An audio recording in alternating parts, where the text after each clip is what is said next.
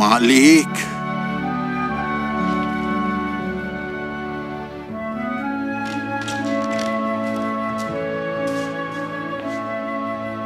প্রায় 20টা বছর কেটে গেছে।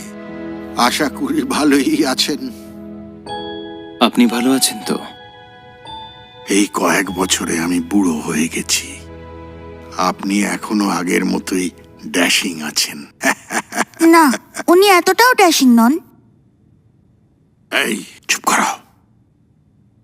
ও আমার নাতি, যার কথা আপনাকে লিখেছিলাম। ওনাকে সম্মান করো। আচ্ছা, উনি কে?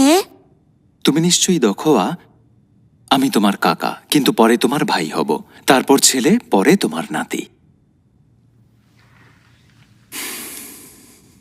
তোমাকে দেখে ভালো লাগলো। কি বললেন ওসব? আপনি অদ্ভুত তো। চুপ করো। আমি ওর হয়ে ক্ষমা চাইছি। 4 প্রজন্মের পরে এক ছেলে, একেবারে আদরে বাঁদর। কিন্তু তুমি আমি কি? কোরিয়াতে একজন জন্মেছিল যার বিদেশের মাটিতে মৃত্যু হয়।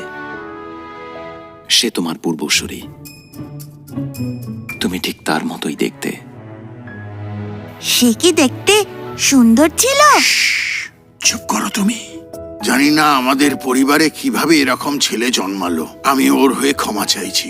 আচ্ছা ঠিক আছে, তোমার পরিবারের কেউ আমায় কখনো হতাশ করেনি। কিন্তু আপনি আমার দাদুর সঙ্গে এভাবে কথা বলছেন কেন?